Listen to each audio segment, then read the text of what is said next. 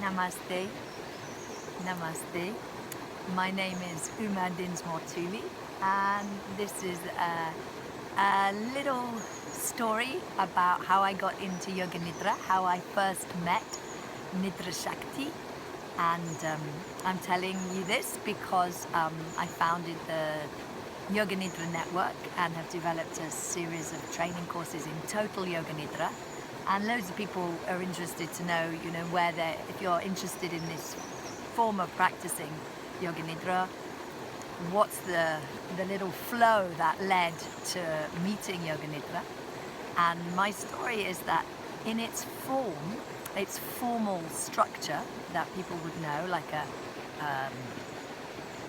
a settled set of components that make Yoga Nidra. I first met Yoga Nidra in that form in South London, in the Satyananda Yoga Center, with a wonderful teacher called Gyananjan, who's an Italian teacher. And I first encountered the practice live through her. And the first time I did Yoga Nidra, I recognized it. It was as if, like quite a lot of people, I suspect, I spent my childhood really in a Yoga Nidra state. So when I first encountered this Satyananda Yoga Nidra form, I was like, oh, it was like a taste that I recognized. I recognized it. I was delighted. I was like, oh, Gyananjan, that's really wonderful. And it was as if it took me back in my flow, back to the experiences I'd had as a child. I spent a lot of time outside in the woods and the fields, not in these woods. These woods are in central Portugal and this river also. But I spent a lot of time playing by a stream and a river in the Chiltern Hills in England, and playing games and writing poems and stories and songs, and always being in this place of kind of an awareness that's classic and characteristic in Yoga Nidra, of kind of being in two places at once, in a liminal space.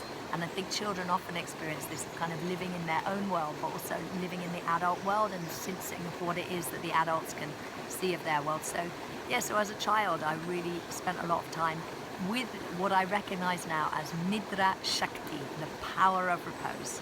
So I'm delighted that I encountered Yoga Nidra probably in about, I started practicing yoga formally with a teacher in 1984. I discovered it in 1969 as a child on the telly. There's another little video about that somewhere else. But encountering Yoga Nidra in its form brought me back to that space I'd been in as a child. And I then practiced from that time, from about kind of 94, 95, I practiced that form of Yoga Nidra, Satyananda Yoga Nidra, very assiduously. I was really influenced by Swami Vivekananda from the Scandinavian School of Yoga and Meditation. I've got a friend here, beautiful man. And I love that. The Swami Vivekananda's Yoga Nidra cassette tape, that's how old I am. I listened to it until it wore out. I started hearing stuff coming through the other side. The other one I listened to was an amazing recording of Swami Satyananda in Belfast, I believe, in the 60s and 70s, recording Yoga Nidra. And I listened to that a lot. So those were the kind of formation of my understanding of the structure of Yoga Nidra, and literally 15 years of doing really that kind of practice, until I began to explore how my own understanding of what I recognized in Yoga Nidra was really free and connected with that freedom. Training as a yoga therapist brought me to, through the Yoga Biomedical Trust, brought me to understand the therapeutic aspects of Yoga Nidra, and a little bit more creatively tailoring the Nidras to individual clients and individual people. And then when Richard Miller came to London, I got to meet him and do practices with him through the short course that he ran. It was just like 3 or 4 days, and it introduced the idea of the I-Rest approach. So I became very enthusiastic about that and listened to I-Rest all the time during my 3rd pregnancy. So my daughter's now 10, so nearly 10, so that's kind of 10, 11 years ago. I got really super into I-Rest and listened to that a lot. And then I discovered more about the Himalayan Institute approach to Yoga Nidra through Swami Rama's work. and the work of Swami Janeshwaram Bharati, and all of these different approaches now. I got familiar with them enough that I was teaching and sharing them, initially just one form and then many forms. So I began to feel it was a bit like a poetic form. And my first degree as a young undergraduate in London University worked with a lot of Old English and poetic forms that are developed through pre-Chaucerian work, and so I began to see that lyrics and poems and all the structures I knew from literary work were really present in the work I was doing with Yoga Nidra. So that's a little short story. So it's both literary, poetic, childhood trance states of meditation and altered states. And the third, the extra little strand that comes in is my experience with bhakti. So as a 9-year-old, I was brought to Fatima, that's here in Portugal where I am now.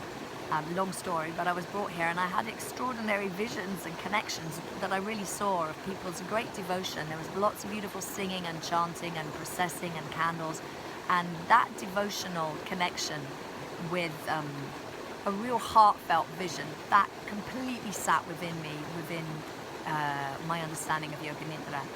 And so that goes back, you know, for 42 years, and it was really significant.